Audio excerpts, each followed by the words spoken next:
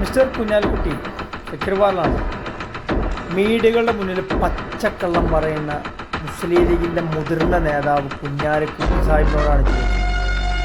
നിങ്ങൾക്ക് തെളിയിച്ചു തരാൻ കഴിയും, കൃത്യമായി വ്യക്തമായി പറയേണ്ട PMCയിൽ ഒപ്പിട്ടിട്ടില്ല എന്നുള്ള തെളിവ് സഹിതം അതിനെ നികത്താൻ കഴിയാൻ വെല്ലുവിളിക്കുന്നു. മുസ്ലിം ലീഗുകാരെ UDF എല്ലാവരും വെല്ലുവിളിക്കുന്നു. നട്ടല് വളക്കാതെ കാര്യം പറയാൻ നിൽക്കണം, അതായിരിക്കണം ഒരു നേതാവ്. അത് നിങ്ങൾക്കില്ല എന്നുള്ളത് മനസ്സിലാവും. ഷാജിക്ക് അറബിക്കടലിൽ കൊണ്ടുപോയി കാത്തുന്ന പറഞ്ഞ PMC ഇപ്പം അതിനു വേണ്ടിയിട്ട് കാര്യങ്ങൾ നടത്തിക്കൊണ്ടിരിക്കണം. നട്ടല് പണയം വെച്ചിട്ടില്ലെങ്കിൽ നിങ്ങൾ അത് നടപ്പിലാക്കാൻ പറ്റൂല എന്ന് പറയാം. ഇടതുപക്ഷം ഇത് നടപ്പിലാക്കി എന്ന് പറഞ്ഞ് ഒപ്പിടിപ്പിച്ചു എന്ന് പറഞ്ഞൊരു വ്യവസായ മന്ത്രിയാണ് കുഞ്ഞാലിക്കുട്ടി. താങ്കൾ മനസ്സിലാക്കണം. പച്ചക്കള്ളം എടുത്ത് പറയും. അത് കേട്ട് നോക്കാണ്ട് 2 വീഡിയോ ഞാൻ അത് കൊടുക്കുന്നു. ഒന്ന് ഇതിൽ കുഞ്ഞാലിക്കുട്ടി പറയുന്നത്, അത് കഴിഞ്ഞ് അതിനുള്ള മറുപടി കൊടുക്കുന്നത്. തെളിയിച്ച് കഴിഞ്ഞാൽ നിങ്ങൾ പറഞ്ഞ പണി നമ്മളെടുക്കും. ജനങ്ങളുടെ വിഡ്ഢിത്തം വിളമ്പുന്ന ഒരു പാർട്ടിയുടെ നേതാക്കന്മാരല്ല, സമുദായത്തെ പറഞ്ഞ് വഞ്ചിച്ചിട്ട് വോട്ട് വാങ്ങിപ്പോയ ആളുകളാണ്.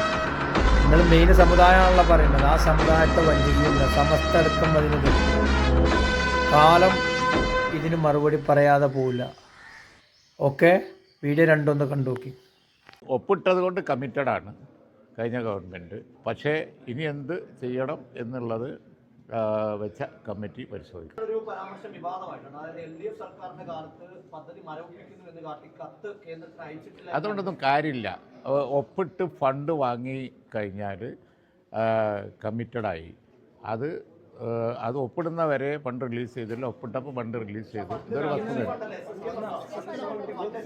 അങ്ങനെ ഒരു കത്ത് പോയിട്ടില്ല. പിന്മാറാൻ വേണ്ടിയിട്ടുള്ള ഒരു കത്ത് ഇവിടെ പോയിട്ടില്ല. PMC നടപ്പാക്കില്ല എന്ന് മുൻ സർക്കാർ കേന്ദ്രത്തെ അറിയിച്ചിട്ടില്ല എന്ന് മുഖ്യമന്ത്രി പറഞ്ഞത് തെറ്റാണെന്ന് തെളിയുന്നു. 2025 നവംബർ 12-ന് PMC നടപ്പാക്കാനാകില്ല എന്ന് കേരളം കേന്ദ്രത്തെ അറിയിച്ചിട്ടുണ്ട്. ഉന്നത വിദ്യാഭ്യാസ സെക്രട്ടറി K. വാസുകി അയച്ച കത്ത് റിപ്പോർട്ട് പുറത്തുവിടുന്നു. PMCയിൽ ഒരു കാശ് പോലും ഇടത് സർക്കാർ വാങ്ങിയിട്ടില്ല എന്ന് മുൻമന്ത്രി V. ശിവൻകുട്ടി അല്പം പ്രതികരിച്ചു. ഈ LDFിനുണ്ടായ ധാരണയുടെ അടിസ്ഥാനത്തിൽ മന്ത്രിസഭയിൽ എടുത്ത തീരുമാനത്തിന്റെ അടിസ്ഥാനത്തിൽ PMCയുമായി തൽക്കാലം മുന്നോട്ട് പോകേണ്ടതില്ല എന്ന് അന്നത്തെ സർക്കാർ കേന്ദ്രത്തെ അറിയിച്ചത്. അത് അറിയിച്ചുകൊണ്ട് അന്നത്തെ ഉന്നത വിദ്യാഭ്യാസ സെക്രട്ടറി K. വാസുകിയാണ് കേന്ദ്ര വിദ്യാഭ്യാസ മന്ത്രാലയത്തിന് കത്തയച്ചത്. ആ കത്തിൽ പറയുന്നത് PMC നടപ്പാക്കുന്ന കാര്യത്തിൽ സംസ്ഥാനത്തിന് ആശങ്കകളുണ്ട്.